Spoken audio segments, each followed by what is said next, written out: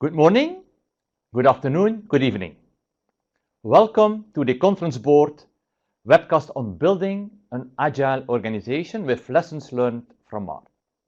My name is Patrick Karlekeeuw and I'm the Council Director for the Digital Transformation Council in Europe. I will be your moderator for today. Now, before we start, I would like to highlight a few points. First of all, don't be afraid to ask questions. You can do that via the chat box on your screen. You can also download the presentation, which I see is somewhere in the middle bottom of your screen. You can full screen, you can make the presentation full screen by touching the four arrows at the top of your screen. At the end of the session, I will ask you to complete an evaluation form so we can continue to improve the sessions. And don't feel afraid to share this whole webcast with your colleagues. It will stay in our on-demand system. I also would like to mention that evaluation credits are being awarded for viewing this webcast, but you would need to stay for the full webcast, and you should fill out then your name, your email, and the type of credit in the, I think, right bottom corner of the screen. Good? So without further notice, I would like to introduce the speaker of today from Mars, Mr. Darek Kochemba.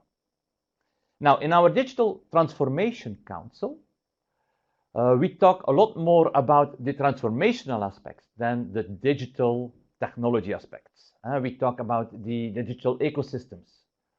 We talk about strategic choices. We talk about global rollout plans. We talk about people skills, and we talk about culture. And I met Darek in our last session at the Mars company in the UK, which was all about organizational culture, and specific about agility. And Mars has made agility a cornerstone of their transformation, their global transformation program in the company. They are following a well-proven approach across the whole company, across different business functions and different business units. And Darek is actually leading what they call the digital factory for finance. So he and his organization are responsible to drive agility within the finance function. But at the same time, he is also responsible to teach, educate, and drive the program of 11 other digital factories at Mars. I found that approach very intriguing and very successful. So here, over to Darek. Darek? Yes, thank you, Patrick. Thank you for introduction, and thank you for invitation to be with. I see quite a lot of people already joined, so I hope that the quality of sound is good.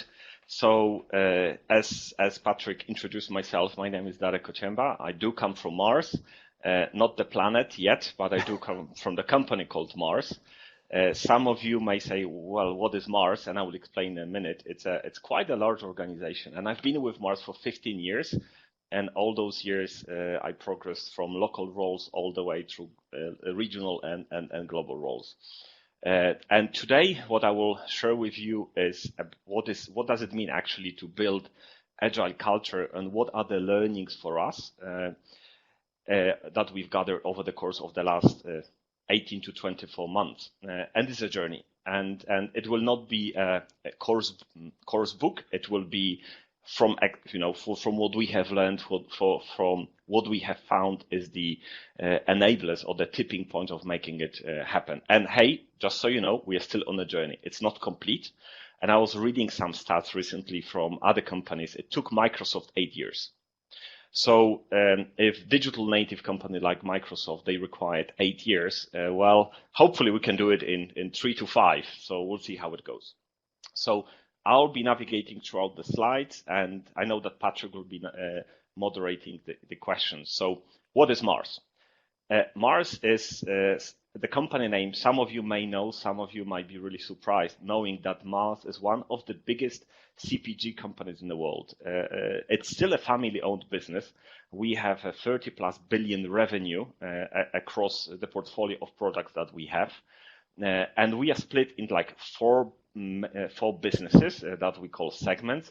It's confectionery, pet care and food. And what you see on the slide right now is some of the brands that I'm pretty sure some of you recognize, like the ones that we have in pet care, and hopefully also enjoy, like the ones that we have in confectionery, so chocolate, chewing gums, etc. We also are expanding our business right now into the veterinary practice. So in the US, for example, we are the biggest operator of pet hospitals under the name of Banfield and some other brands. So that's quickly about Mars. It's a rather complex organization. You see a number of 100,000+ associates. Just for your reference, when I joined 15 years ago, it was about 27 to 30,000.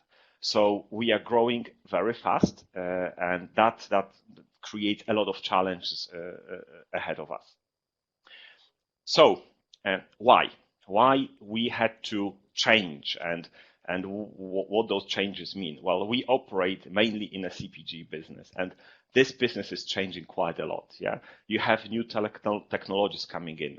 The tools are talking to each other. The consumers are changing behavior quite a lot. Yeah, there's a lot of retail happening right now on online and mobile, and on top of that, new businesses are being created pretty much as we speak.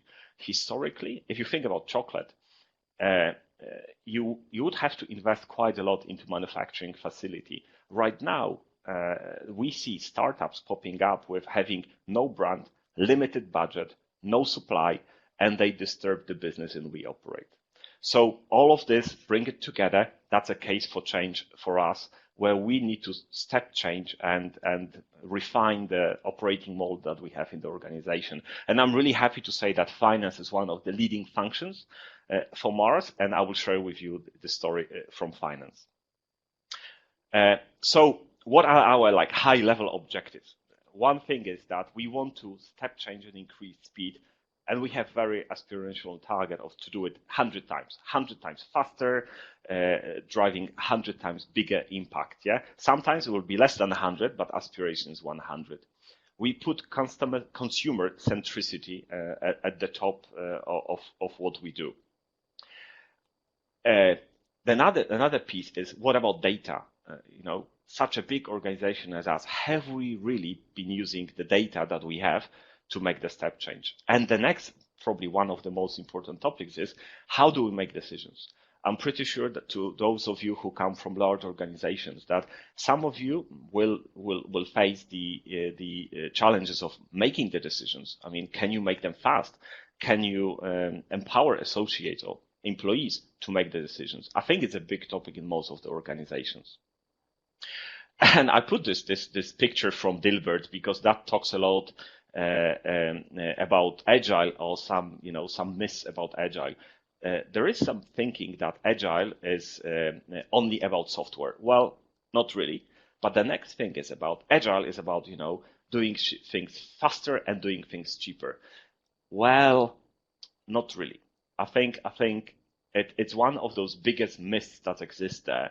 That you as leaders in your organizations have to upskill the organization. It's not about just doing it faster and doing it with fewer people. Yeah, what Agile allows you to do is deliver first value faster, and then you can make changes whether you continue or not. And that's fundamental change.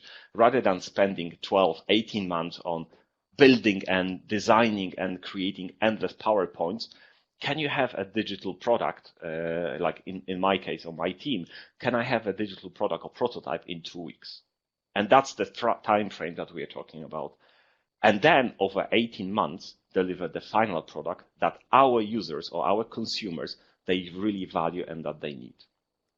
So the biggest lessons, the biggest learnings that I would like to share with you, there are on those 2 slides I will be sharing right now. Organizations have muscle memory.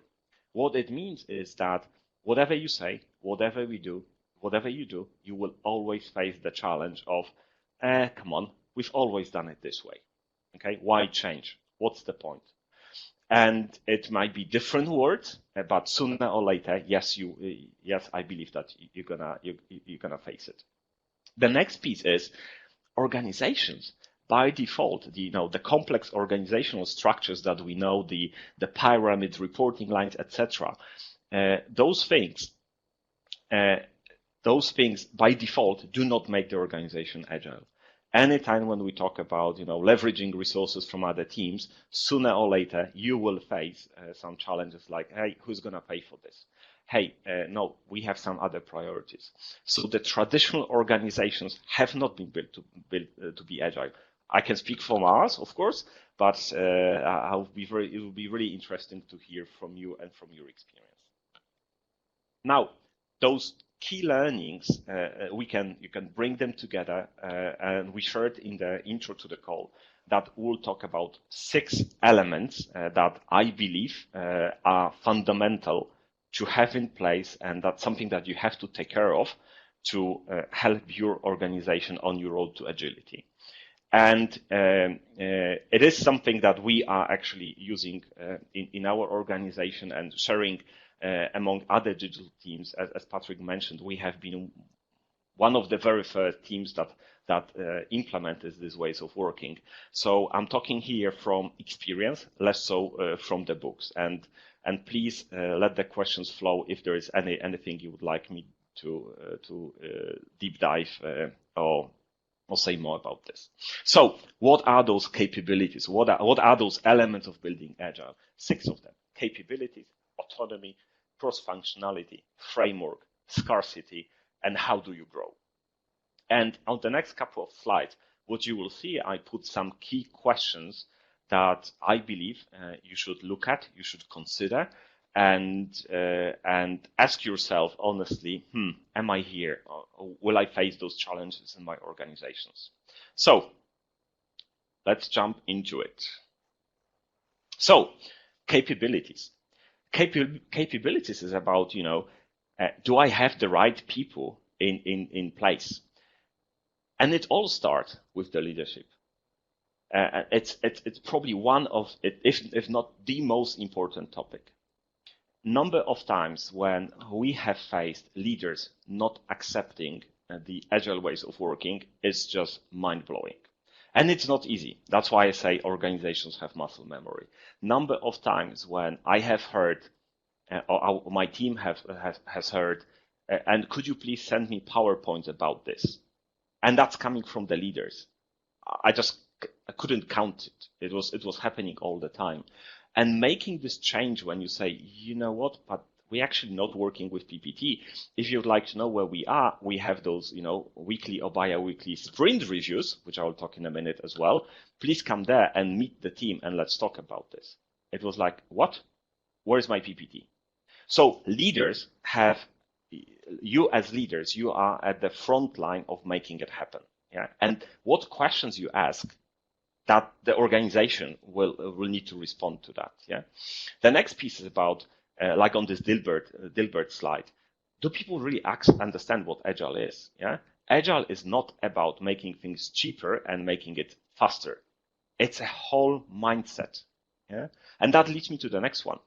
Something that I came across in one of the readings that I did, which talks about a frozen middle. So what is the frozen middle? And again, I'm talking from experience. We get leaders who are at the top, and they do understand agility. They do know what it means. When we start working with people on the operational level, they are just like, they click. They love it very early from day one. They want to do it. But when we speak to their managers of the operational level, this is where the problems come in. Okay. Discussions about resource allocations, budgets, and I have different priorities. My function, it was not agreed with me in the annual budget planning. I mean, you can create questions like that. So will you have a frozen middle? And what are you going to do about this? That's probably one of the key things. Last but not least, how are you going to start it? Are you going to do it yourself? Because if yes, I will challenge you that you will struggle. Yeah, you probably need someone who will join you from outside and will break the ice a little bit. I'm not saying it will melt the ice, but it will crack the ice, so it will, it will be easier for you to move the ice blocks on the side. autonomy. Another important piece of agility is that those who work on the products, and it doesn't have to be only digital product, is about, do you have empowered product owners? Product owner is one of the roles that we use in the framework that we have adopted, but it's about having someone who will be allowed to make decisions, who will not have to discuss with too many people, who will be trusted, who will be the frontman of discussing with the users. Yeah, but it's just one person. But then also the whole team need to be empowered.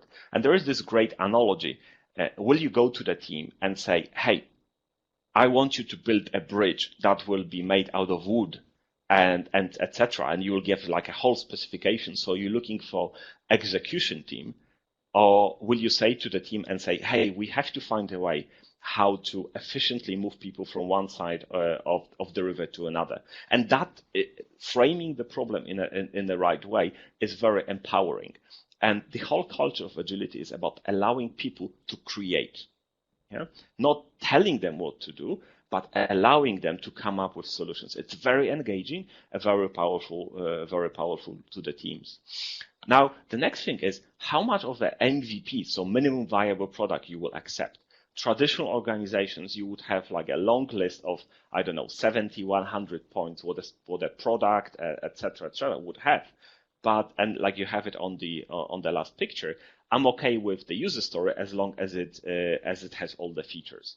Really, is this really what you should accept? How comfortable are you with going ahead and knowing that it doesn't cover the last point of the specification on page 100? And again, from experience, I can tell you that the big plans that we very often had, once we deliver from the backlog, one of the top 3, we very quickly change what is going to be. So one of the products that my team has built is the internal platform for, and okay, I'm from finance, so some people may say it's not very exciting, but internal platform for cross-charging between different business units. Okay, business in UK is sending invoice to Russia, etc., etc.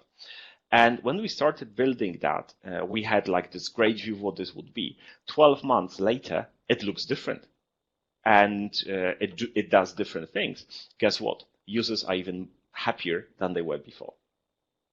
So, and point number 3, cross-functionality. What you see on this Derek, may I interrupt for a second? Yeah, Patrick. A question to you. When you talk about product, maybe you have given one example, but maybe you can give a couple of other examples. The point I want to make is you talk product and it looks like you talk a system, technology, which all is important. But I think you talk about the bigger business process changes behind that made a certain process 100 times faster or 10 times faster. And I think that's what you really mean. When we were there, we saw that, there is this system, but actually the systems allows a whole way of different working, even in finance, so to say. Can you give a couple of other examples, or can you reconfirm that? So one of the biggest areas where we as an organization we need to change our ways of working is bringing innovation to the market. So something that you see in the shops.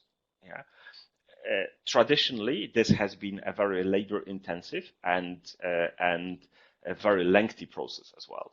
And at the same time, there are companies that we know that we even speak to and we want to learn from them, which you would say they are our direct competitors, that can bring product to the market 6 times faster than us.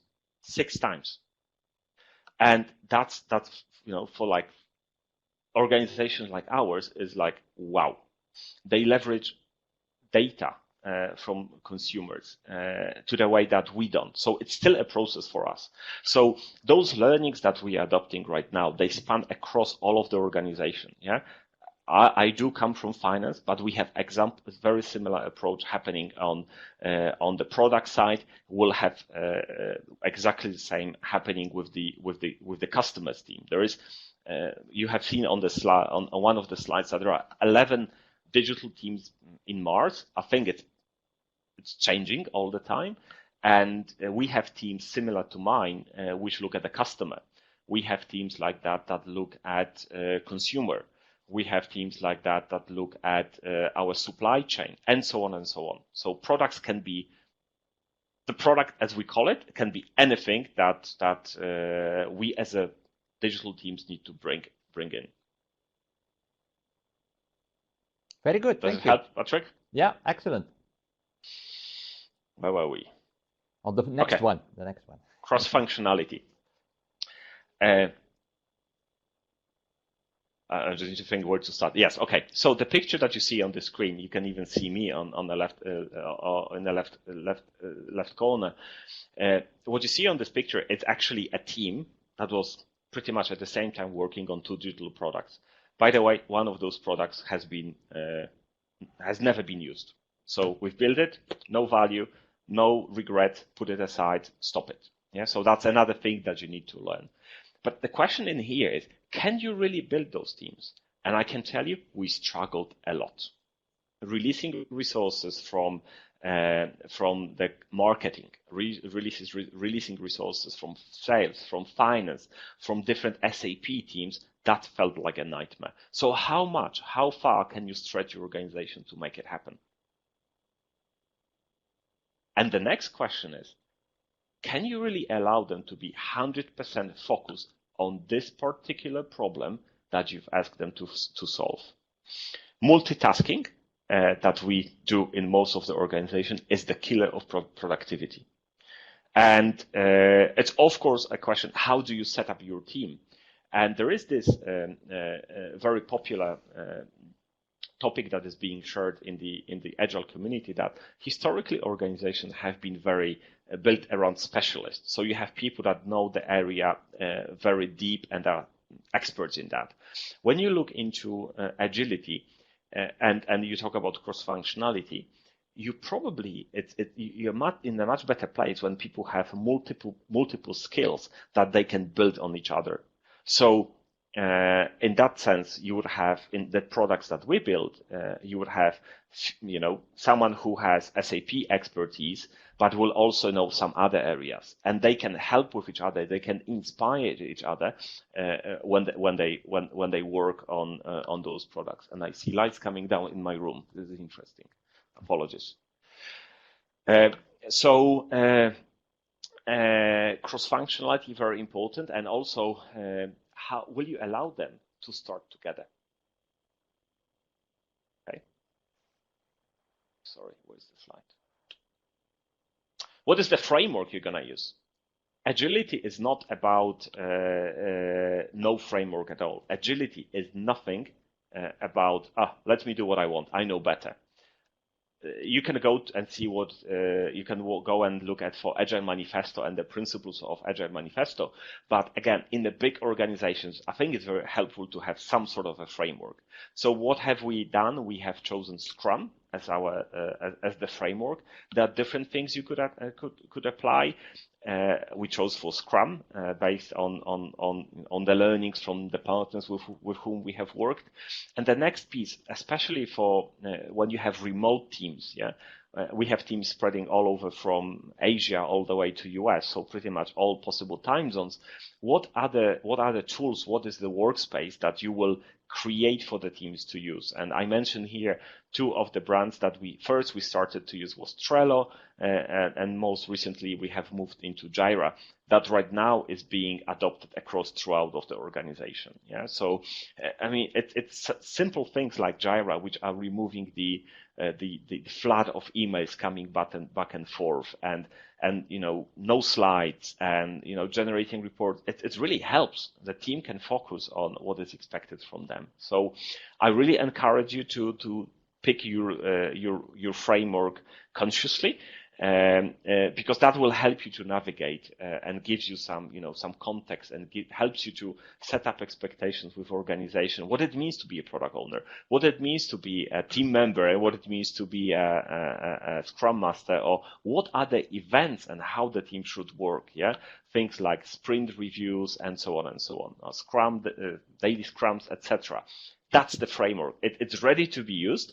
And as the founders of Scrum say, Scrum is very easy to understand, but extremely difficult to master. And you know what? I can confirm that.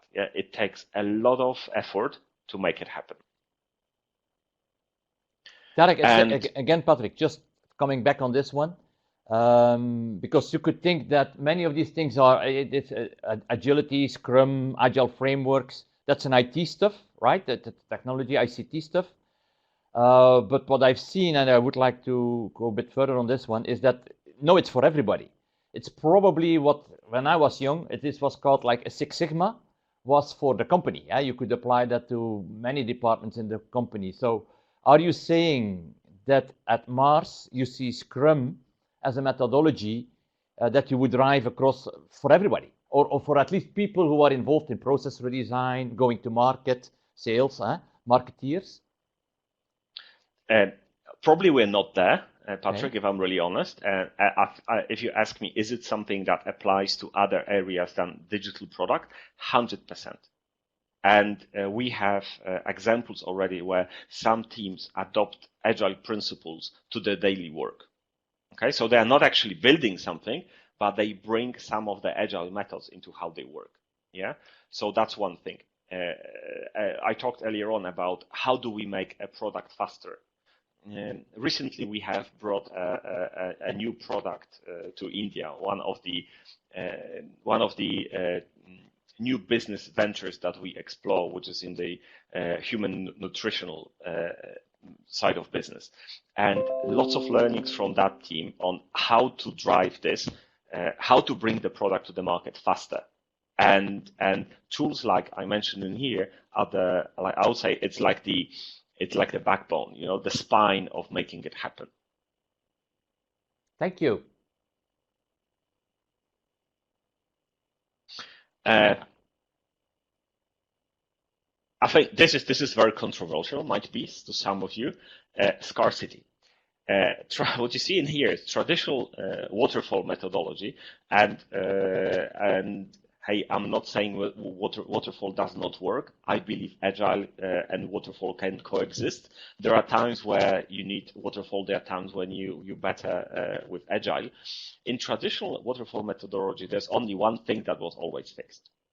And please raise your hand if you have experienced that every single project was delivered on time and on budget.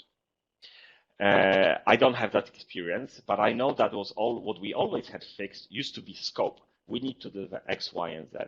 Sadly, very often after this has been delivered, the user would say, well, it's too late, and you significantly overspent. And that's scary. Agile is a little bit different. In Agile, there is only one thing that is variable, and that's scope. That's why you have something that we call in Scrum the backlog, the user stories. What does the user really want? And you have them sorted by the biggest. What you have fixed is time and budget. So we basically flip it on its head. What does it mean? It means that when we start a project, and again, in my team, when we start a new project in the next couple of weeks, I know that basically the team has 2 weeks and $20,000. That's it. Okay. And after those 2 weeks, they have to come back to the business and say, hey, this is the product. Do we continue or not? So that's why you see this comment in here that we are implementing sort of internal venture capitalist financing rounds. I have a budget to manage, and people in similar digital teams as myself, we have a budget. This is what I call my stakeholders investors. This is all about creating this mindset that my investors at a certain point of time might be unhappy they can stop financing me. And that creating this scarcity makes the team hungry to deliver. And it's very interesting to see it in action, because once the teams realize I cannot ask for another 10 grand, they really focus on what is important. There is less conversation. It's about we need to deliver this, and let's have a conversation later on. So what you see, again, based on learnings, we see like multiple stages in which we develop the product. We have something that we call prototype, during which we create something very fast, very quick, very cheap. So if we fail fast and we fail cheap. And what you see in the yellow or orange is the investors' decisions, where they say, okay, we release you another pot of money. But anytime when we release the pot of money, we have to have the product at hand, and we have to prove there is a benefit doing so. Last scale is when we apply it across all of Mars. Now, it's like this thing, for as you see it, is very challenging to implement in traditional budgeting. Yeah, I have a pot of money. I can tell you, I have no idea what I'll be spending money on in December. You can't do it. Yeah, and if anyone in the organization is expecting that, you have a challenge with bringing agility to the organization. This doesn't work like this. But it also doesn't mean you can go and spend money like crazy. No, that's not the goal. And last but not least, maybe Derek, just because you say, hey, a pot of money, budget management, and so on, but I assume you have a kind of portfolio with the company or within your finance function. You make choices on what you will prioritize, correct? Oh, exactly, Patrick. How does that work? So what is expected from me is that we will deliver. We talk about 100 plus. That's something as aspiration for the all of organization. In finance, because of changes in financial processes and governance are usually quite expensive. The expectation from us, at least for now, is a little bit lower. And so I manage the portfolio of products, and the expectation is that we do deliver 10x from the products that I do have. And that gives me this flexibility to choose based on my overall portfolio. So I will have some products that touch governance space, and if I get to 1x in that area, I'll be extremely happy. Yeah. And what we do as well is regularly we decide with the investors, as we call them, what are the things that we will focus on in the next month and weeks and quarter, etc. Yeah. Okay. And last but not least, in this 6 elements that I talk about, is how do you grow your people? How do you grow your organization? So we have identified actually 3 core elements that we are upskilling the organization about this. So user-centric design thinking. It's something that has been popularized by IDEO, and there is a lot of people talking about this right now, but you know what? It really works. So we have a central team in Mars, and that's outside of my team, that is spreading the user-centric design thinking through workshops, etc., etc. They reached to, I think, 10,000 people last year, engaging them either through workshops or facilitating the sessions. And it's a very small team. Yeah, it's a team, I think, 5 or 6 people that are experts on how to drive design thinking. It's not a buzzword as it might feel. It really delivers. And my biggest learnings from design thinking is that you go into a session and you start with you thought you know what the problem was, and through a series of interactions, very often you realize you were trying to solve the wrong problem, because user was thinking something very different. Yeah, you think you know the user, do you? So I'll leave it unanswered. Yeah. The next pieces are about I talked earlier on about building minimum viable products. That about driving this understanding that to move from from point A to point B, it would be good to have a fancy car, but maybe it's good enough to move on a skateboard. Yeah, and then build it as we go. Focus on what is really important, and refine it, make it better. Okay, and maybe that's also a part of building minimum viable product. Once you get to the bicycle, that's good enough. Yeah, not like you're happy with where you are.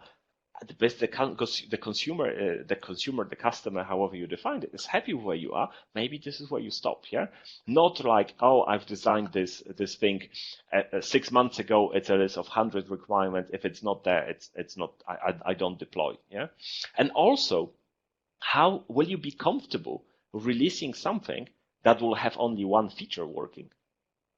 You would not believe how many times we have internal discussions, I would say even fights, when it's like, hey, let's deploy it. No, it doesn't have this or it doesn't have that.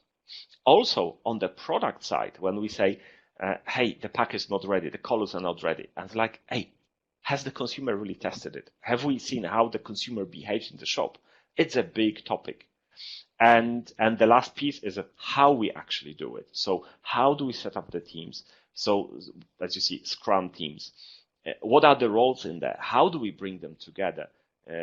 Anytime when I come and say, two pizza rule, people look at you like, what do you mean? Yeah. So the sizing of the team, that's also very important. One of the things that we do across the community is that we'll play with them some games, and you can find a lot about this on YouTube. It's called Lego Scrum games. Yeah. Across all the sessions that have been done last year, and I think something around 3,000 people played that game. We never ever, although we gave exactly the same specification to the teams, we would ever end up with the same product being built. So those key core capabilities are vital for, I believe, any organization, regardless of the function, regardless of the level in the organization, to be aware of and to be used to bring agility at its best. And I think that's it, Patrick, yeah? Very good. I think we still have a good 10, 15 minutes for questions. And there are about two already coming. So, well, you have another thing. I'll let you go. Yeah, but maybe you can start typing your questions. So then we move to the questions afterwards. But go ahead, Derek. Yeah, so forgot about last slide. Everything starts with leadership. And if you are there thinking that, let's just wait and see that something magical is going to happen, it will not. So spotlight is on you, and spotlight is on leaders like you who are learning about how to do it. Let me build on that, because leading to the question. So you talk about leadership. How is the CEO or the function leaders? What do they do? Because you're right, it's all about this leadership, but what do they do to get 3,000 people following these Scrum sessions, or this? How are they involved? What choices do they make? Yes, so it's a journey, and it hasn't happened. They are on the transition as well. It was very empowering when, I think 2 weeks ago, I had the pleasure to spend some time with someone from our management team, so Mars leadership team, and Jean-Christophe talked about how he is driving this in his organization.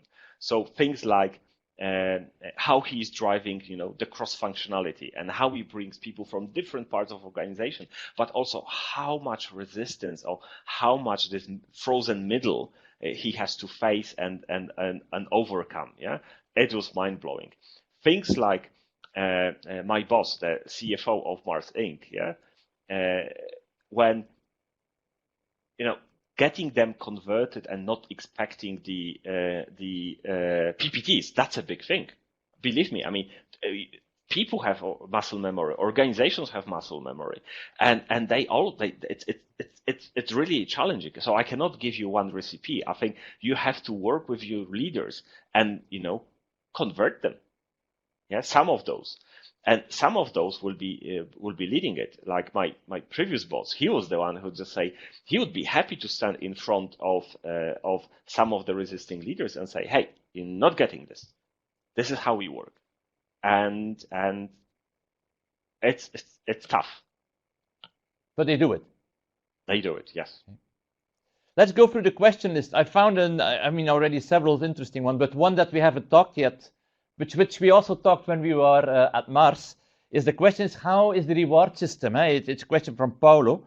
How do you involve people's performance evaluation in such a new way of working, in your team or outside of your team? Yeah, well, very good question. I wish I could give you an answer. I mean, if you go through the literature on Agile, there is a piece about recognition. So we have still a very traditional approach to recognition and rewards. But you know what? I'm telling you, it's something that sooner or later will be touched and changed. Yeah, it's not something that it's not easy to change, I would say, in organizations like ours. Yeah, but we have our reward system is based on a couple of elements. One being the company performance, and second being individual performance. Yeah, I think what I understood when we were there is that the CFO himself, it's a man in this case, could actually make some interventions to fasten career paths outside of the traditional HR system if they were exceptional in this transformation. Is that correct? Yes, Patrick, and I think through preparing for this conference, I probably forgot about one very important topic. When we talk about teams and capabilities, those who are ready to do Agile are most likely not those that you consider as traditional talent. So we have examples of absolutely fantastic product owners that have been left and they were just considered to be great experts in that domain. And it's a question to you, how do you find them? How do you identify those that tried in the past and not that they failed, but the organization wasn't ready? I believe every organization has got some great people, but when someone gets their fingers burned, they may not want to do it again. So in our case, yes, we cherry pick people across the organization and make sure that they can thrive in this new environment. And they are not necessarily from the middle. They are not necessarily from the frozen middle. They might be across any level, yeah. But from the biggest transformation that I have seen is those from the very bottom that have been sitting there somewhere and never ever on the talent agenda considered in a traditional way. Yeah, actually that links a little bit to the question of Stefan, is how do you actually engage the bottom people in organizations or let's say the lower levels if the frozen middle doesn't play with you? So how do you get people from different departments if their department heads don't want to play with you on a new product or a new process? How do you do that?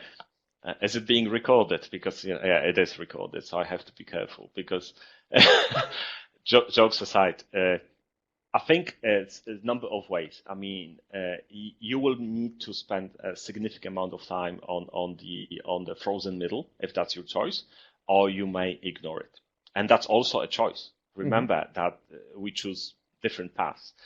When it comes to the products that we deliver, we let the products to speak for themselves.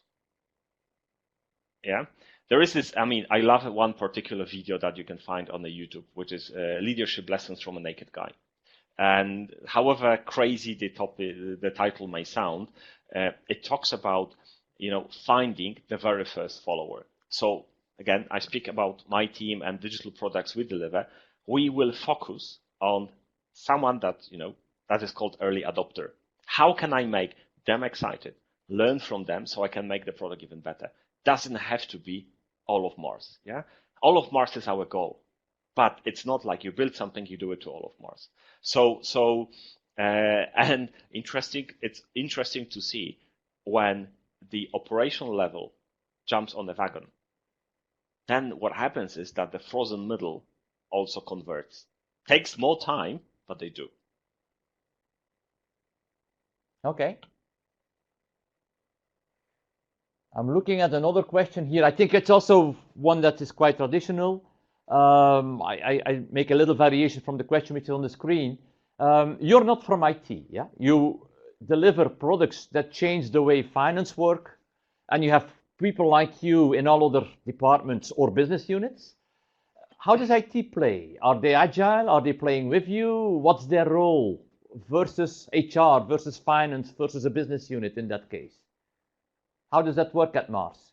Oh, big topic. Another big topic. Patrick, I don't know how you prepared the questions, how you briefed the participants. It's the great thing that happened in Mars in IT is that back in 2017 we had a new leader who stepped in. So Sandeep, as soon as he came, he noticed that we had, I would say, a very traditional organization on the IT side. What we did in our team, and SNF, Service and Finance Digital Factory, this is the official name of our team, was built around two capabilities. One capability that we brought finance experts, and we also brought the IT experts into our team. So we have, they play a very important role, and we call them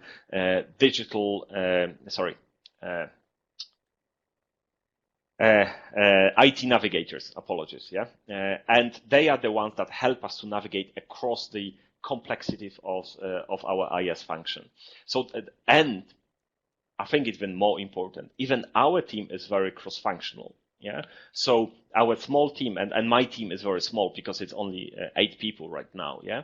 The products that we are building, we engage with something up to 100, okay? Our team, I have someone from sales, I have someone from internal audit, I have someone from FP&A, and I have 3 people from IT. And that's a team. Yeah, we might have different reporting lines in the organization, but even in this, small leadership team for the digital factory, we already create functionality day one. Yeah, they say they belong to SNF Digital Factory, not that they belong to the IT. Okay. Yeah. I think that's a struggle in many companies at the moment. But it's, I think, and that I've seen when I was there, that Mars is trying to make that right combination of IT, the other functions, and actually keep ownership within the business units and the functions of their process and solutions. There are a lot of questions coming in. I can still stay for a couple of minutes, no problem. Never really implemented. Do you have, I'm going to read the question as is because I struggle with the question a bit. Do you have any advices for business to business companies, how they think about digitizing products and business models, but never really implemented anything? I mean, Mars is doing B2B, right? With major retailers, I assume. Yeah. So what do you think about what's happening there in your case at Mars? So we have one of the challenges that we have is something that we call demand sensing. So how do we know how much we should make? Not based, on our data, but also what is happening on the market. So how do you engage your customers? Okay, or the other V. Yeah, it's not like you're building for them in this, black corner or in a corner office somewhere in your building. How do you do it with them? So, and that brings back to the concept of product ownership. Who is this person that will be in touch with the customer? Okay, because that person needs to, it's not, this day-to-day, almost day-to-day interaction. It's about showing how the product is evolving. Yeah, it's not like you put this agile team and you let them and say, you have 6 months and let's see you in 6 months. No, it's about day-to-day, almost day-to-day interactions, or at least sprint reviews. How do you bring the customers to the sprint review? How do you make sprint review, which is one of the Scrum events, a public event? Anyone can join. Don't block it to the Scrum team. Yeah, if there is anyone who could join and give you the validated or valuable consumer feedback, bring them in ASAP. You can't build a product, whether to the final consumer or B2B, without engaging your customer. Yeah. One of the things I learned from being there is that, I don't know it's you, but at least you, Sandeep brought in a couple of people who are looking at what they call your ecosystem, which includes your digital ecosystem, which includes your current customers, consumers, yes, new consumers, service companies, as you're moving from product to service. And that's where I thought, and now I'm answering also a little bit to the question of, is these ecosystems, I think, are driving this new agile behavior, right? Because everybody has to join, and if you're not playing, the ecosystem might move ahead. Your competitors, your clients, your customers might move ahead of you. That's what I think I learned again from one of your people there at Mars. Is that make sense? That's correct. That makes perfect sense. And an example of that would be in our pet care business. We have like 2 major lines of business, which is pet care and the care. so doctors, vets, etc. But at the the consumer is really someone who we call pet parent, so someone who owns the pet. How do we bring the ecosystem that brings together the pet parent with the breeder, with the shops, with the vets? That's one of the big things we're looking at. And again, you're handling that with agile projects, as I understood. Of course, yeah. Of course. There have been examples where teams have been given a limited budget and say, hey, show me what you can do in, it felt like almost like a competition. But you know what? I listened to what's happening in Amazon, and one of the findings from Amazon was that they have purchased recently or acquired 40 different companies that specialize in voice. 40, not one, 40. Because, one of them will be successful, one of those maybe not, and see what comes out of it. Yeah. Maybe we have time for one more question, and then we will conclude. A couple of points to conclude. So like the evaluation form, don't forget this. But it's a question that I've seen a couple of times, and it's something that many people struggle with. You talk about Agile Teams, and then you bring people together from different functions, whatever level. But of course, their work doesn't go away, right? So how do you do that? Do you compensate with other people to make space? So how do you organize? How is your team? You have now a team of 8 people, but I don't think it was a head increase of 8 people. So how does that work across functions, across levels? What do you do there? So it's yes, huge topic. And I think one of our biggest learnings when in the early days when we started, we did it traditional way, meaning, hey, here's a new exciting product. Why don't you join? Yeah. What was happening? It was always on top.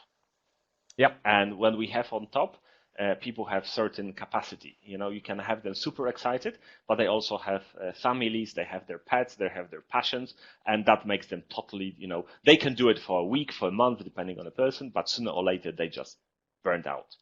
So what do you do? We take that learnings. We went to the leaders in the organization and say that can't work. So anytime right now before we start the new product, we have to have commitment from those who ask us to develop a new product. Hey, let's make sure that first of all that person is 100% with us, but it's not 100% on top. It's about having that conversation up front. And do you cut work in that other department because that person was doing something? So that's there are a number of ways that it can be done. Maybe what they were doing was not really needed. Happens as well. But the most often is how the team will step up and cover, or maybe we need to bring some temporary workforce. That's also possible. Very good.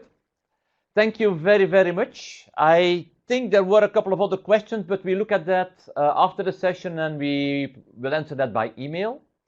So again, Derek, thank you very much. I think for me it was very insightful. I hope for the listeners here on the webcast too. Thank you for the many questions.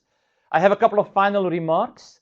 The questions and the webcast you have seen is what is being talked in our Digital Transformation Council, which actually it's interesting. It's a mix of marketing people. It's not IT people. It's a mix of marketing people, CTOs, HR people, finance people, who all have kind of responsibility in their organization around that transformation with a digital disrupting element. A similar council exists in the US. So if you want to talk to your peers or someone that they say that could be interesting, feel free to join there. But we are also in Europe, and it does exist in the US, going to set a CIO Business and Transformation Council, specific for CIOs. Because we also have seen that in today, the world of the CIO has changed in many companies, and they also play a lot more around that transformation with HR, with finance, with logistics, with marketing and sales to be external, to help drive that transformation. And they are looking themselves to talk to each other, which is much more than how do I roll out an SAP or introduce a new HR system. It's much more about how do I drive adoption and change, agility, using disruptive technology in a company. So that's the second thing I wanted to mention. That concludes the session. May I really ask you to fill out the evaluation form so we can learn from that. And then the webcast has been recorded and it should be available on the conference board site within the next 24 hours. Thank you all. Have a very nice day or a very good night or evening. Bye-bye.